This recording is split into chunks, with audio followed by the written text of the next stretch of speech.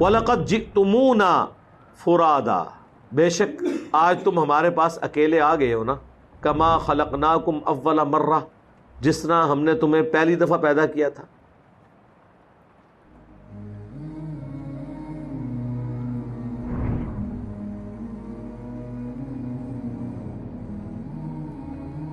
وَتَرَكْتُمْ مَا خَوَّلْنَاكُمْ، اور تم چھوڑ آئے ہو جو ہم نے تمہیں دیا تھا، وَرَاءَ ظُهُورِكُمْ، پیچھے ہی چھوڑ آئے ہو.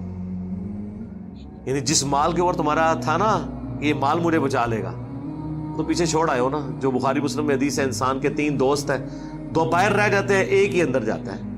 اس کے اعمال قبر میں ساتھ جاتے ہیں اور مال اور رشتہ دار باہر رہ جاتے ہیں. تو دنیا میں مال کی بنیاد پہ تم نے حکومت کی تھی نا، تو آج آگے ہو نا اکیلے، کوئی گٹھڑی ساتھ مال کی نہیں لے کر آئے. جس طرح تم کو ہم نے پیدا کیا تھا، یعنی جب پیدا ہوتا ہے انسان اس وقت بھی اکیلے ہی پیدا ہوتا ہے، مرنے کے بعد بھی اللہ کے پاس اکیلا جائے گا. اور چھوڑ آئے ہو اپنے پیچھے وہ سب کچھ مال. وَمَا نَرَا مَعَكُمْ شُفَعَاءَكُمُ الَّذِينَ زَعَمْتُمْ، اور کیا ہے کہ ہم وہ تمہارے سفارشی نہیں دیکھ رہے جن کے بارے میں تمہیں زوم تھا دنیا کی زندگی میں، انہم فیکم شرکاء، کہ وہ تمہارے معاملے میں ہمارے ساتھ شریک ہو جائیں گے. کدھر ہیں تمہارے بابے؟ وہ ہستیاں کدھر ہیں جن کے بارے میں دنیا میں زوم تھا کہ یہ اللہ سے تمہیں چھڑا لیں گی؟ کل قیامت کا دن ہوگا، غوث پاک فرمائیں گے اے میرے مرید، اے میرے محب، تو دنیا میں رہ کے وہ کام کرتا رہا جس سے مجھے خوشی ہوئی، آج میں تجھے خوش کر دوں. وہ بارگاہ الہی میں سفارش فرما دیں گے، بیڑا فرمایا مجھے اپنے رب کے عزت و جلال کی قسم، میرا قدم اس وقت تک جنت کو نہیں اٹھے گا جب تک میں اپنے سارے مریدوں کو جنت میں داخل نہ کروا لوں. تو میں نے اپنے رب سے کہا پروردگارہ نسبت میری ہے، انہوں چھڑ دے. تو اللہ پاک نے فرمایا یہ گل بڑی لمبی ہے، میں وچوں حذف کر رہا ہوں. اللہ پاک نے ارشاد فرمایا فرشتیوں ہٹ جاؤ پیچھے. عبد القادر وچ پہ گئے. اللہ میرا بگڑا سوار دو، میرے بگڑا وقت سوار دو، میرے خواجہ مجھ کو نواز دو. اکیلے آئے ہو نا، کتنے تھے بزرگ؟ ظاہر ہے جی یہ تو سوال ہوگا نا کہ جب بزرگوں نے فرمایا تھا کہ ہمارا کوئی بھی مرید اس وقت تک ہم جنت میں داخل نہیں ہوں گے جب تک کہ اپنے سارے مریدوں کو جنت میں نہ لے جائیں، تو پھر اللہ تو پوچھے گا نا کہ بھئی ہاں کدھر جے توڑے پیر صاحب جن کے بارے میں تمہیں زوم تھا. اور وہ تو پھر سورہ الاحقاف میں آیا کہ وہ ہستیاں خود دشمن ہو جائیں گی ان کی. ہاں وہ کہیں گے کہ ہم نے تو کب ان کو کہا تھا، ہمیں تو پتہ بھی نہیں تھا یہ ہمیں پکار رہے ہیں. یہ تو ان ہستیوں کے لیے جو واقعی جینوئن ہستیاں تھیں، وہ تو انکار کریں گی. باقی جو ہے نا ہستیاں جو جعلی بنائی ہوئی تھی، وہ تو پہلے انشاءاللہ جہنم وچ پہنچے ہوں گے. وہ اگے نے ذرا اگے تک تلاش کرو کہ لب جڑ کے تو لقد تقطع بینکم، بے شک ٹوٹ گئے ان تمہارے سارے رشتے، سارے وہ نظریات، وہ ساری آس اور امید ختم ہو گئی جن ہستیوں پہ تم کھڑے ہوئے تھے. وَضَلَّ عَنْكُمْ مَا كُنْتُمْ تَزْعُمُونَ، اور تمہارے ہاتھوں سے جاتی رہی وہ تمام باتیں جو تم دنیا میں دعویٰ کیا کرتے تھے. اس کو وہ اردو میں کہا جاتا ہے ہاتھوں کے طوطے اڑ جانا. ٹھیک ہے، طرح نکل جانا ایک دم بندے تھا، ایک ہو گیا. میرا خیال ہے اگر کسی شخص کو مرنے کے بعد اس طرح کا معاملہ ہو، اس سے بہتر نہیں ہے کہ وہ قرآن ترجمے سے پڑھ کے دنیا میں ہی آخرت کی فلم دیکھ لے اور بچ جائے. ٹھیک ہے، جس طرح یہاں بھی دنیا میں اگر کسی شخص کو ہم بتائیں کہ بھائی دیکھو یہ ویڈیو دیکھ لو سی سی ٹی وی کیمرے میں، کل ایک شخص یہاں سے گزر رہا تھا، گیٹ کراس کرتے ہوئے اس کا ہاتھ گیٹ کو لگ گیا، یہ گیٹ ارتھ ہوا ہوا ہے، وابڈا والوں کو ہم نے اطلاع کی ہوئی ہے لیکن ابھی تک یہ ٹھیک نہیں ہوا، یہ دیکھو اس کی لاش کل اٹھانی پڑی. کیا خیال ہے دنیا میں کسی کو یہ ویڈیو دکھائی جائے، وہ گیٹ وابڈا والے گارنٹی بھی دے دینا کہ اس میں کرنٹ نہیں ہے، لوگ کہیں گے جناب ایتھو تیسی گزرنے نہیں، کوئی دوسرا راہ دسو سانو.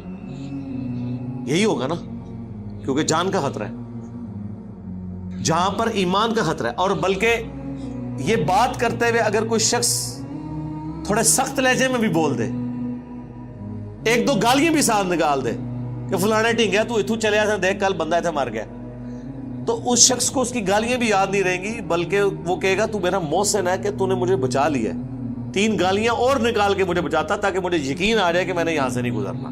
یہی ہے نا. لیکن دین کی بات آپ کسی بھی انداز میں ان کو کریں, گال بڑی سخت ہے, چلو جی یار گل کا انداز سخت ہے, گل تو ٹھیک ہے نا, نہیں گل بھی نہیں مننی, نہ منو, جاؤ چمڑ جاؤ جا کے. تو اللہ تبارک و تعالیٰ نے آخرت کی فلم پہلے ہی چلا دی ہے, یہ ہوگا, یہ رزلٹ نکلے گا. اسی لیے آپ دیکھیں جتنے لوگ دوسرے ملکوں میں بیٹھے ہوئے ہیں, پاکستان میں تو ان کے آباء و اجداد کو کبھی توفیق نہیں ہوئی قرآن پڑھنے کی, وہاں جاتے ہیں جب تھوڑی لادینیت دیکھتے ہیں, تھوڑا سا اپنے آپ کو جھنجھوڑتے ہیں کہ ہم نے اپنے ریلیجن کی طرف واپس آنا ہے, اپنے آپ کو مصروف کرنے کے لیے قرآن پڑھتے ہیں. جب قرآن پڑھتے ہیں تو ان کے طوطے واقعی اس طرح ہی اڑتے ہیں جس طرح آخرت میں بابوں کے مارنے والوں کے اڑیں گے. اوکے یار یہ قرآن تو کچھ اور لکھا ہوا ہے. ہمارے ایک قریبی دوست آفس کے, ان کے چچا یہ ماموں لگتے تھے, تو ان کو ہارٹ اٹیک ہوا, ایک بار ہوا, خود ڈاکٹر تھے, 2 بار ہوا, پھر ڈاکٹرز نے کہا کہ جناب آپ تیسری دفعہ ہوتے تو تسی ایکسپائر ہو جانا ہے. اب جب کسی کو بتایا جائے کہ بھئی کام تہاڈا نیڑے ہے, تیاری کر لو, اور پھر ڈاکٹر بھی ہو, وہ اس چیز کو سمجھتا بھی ہو. یہ میں 2006-07 کی بات کر رہا ہوں. وہ جی انہوں نے قرآن جو ہے نا ترجمے سے پڑھنا شروع کر دیا. سوری خالو تھے, وہ ماموں نہیں تھے, خالو تھے. قرآن ترجمے سے پڑھا, احمد صاحب بریلوی صاحب کا ترجمہ. بریلوی تھے تو ظاہر ہے انہوں نے مرنے سے پہلے بریلویت کی تیاری کرنی تھی نا, ظاہر ہے, کیونکہ محلے کی مسجد بریلویوں کی تھی. یہ ہوتی ہے ہماری تحقیق.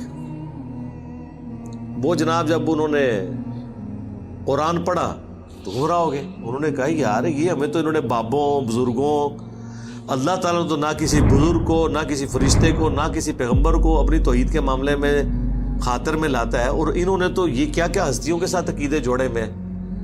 تو وہ اپنا مسلک ہی چھوڑ گئے. جو میں نے اکثر کہا ہے کہ اگر کوئی شخص اپنے فرقے کا بھی قرآن کا ترجمہ ایمانداری سے پڑھ لینا تو اللہ تعالیٰ اسے ہدایت دے دے گا. یہ اللہ کا وعدہ ہے, وَالَّذِينَ جَاهَدُوا فِينَا لَنَهْدِيَنَّهُمْ سُبُلَنَا. بلکہ ایون وہ قرآن پڑھتے ہوئے اسے یہ بھی پتہ چل جائے گا, تھوڑی سی اپنی عقل استعمال کرے کہ قرآن میں تو یہ لکھا تھا, تو یہ میرے مولوی نے اس کی جو یہ تشریح کی ہے یہ تو اس میں بیٹھتی نہیں, اگر اس نے اپنی عقل استعمال کی. اور اگر عقل استعمال نہ کی, اس کبوتر کی مانند جو بلی کو دیکھ کے آنکھیں بند کر لے, بلی نے پھر بھی گردن مروڑنی ہے. آنکھیں بند کرنے سے بلی غائب نہیں ہو سکتی. اس طرح آنکھیں بند کرنے سے قرآن و سنت کے جو نظریات ہیں وہ غائب نہیں ہوں گے, اور آپ کے بزرگوں کے بتائے ہوئے عقیدے وہ جسٹیفائی نہیں ہوں گے. تو اس سے پہلے کہ آخرت میں ہوائیاں اڑ جائیں, جو اللہ تعالیٰ نے بیان کیا کہ اڑ جائیں گی ان کی ہوائیاں, اس سے پہلے آخرت کی تیاری کر لیں. اللہ تعالیٰ سے دعا ہے جو حق بات میں نے کہی ہے ہمارے دلوں میں راسخ فرمائے. اگر جذبات میں میرے منہ سے کوئی غلط بات نکل گئی تو اللہ تعالیٰ ہمارے دلوں سے دھو ڈالے اور ہمیں معاف بھی کر دے. ہمیں کتاب و سنت کی تعلیمات پر عمل کر کے دوسرے بھائیوں تک پہنچانے کی توفیق عطا فرمائے.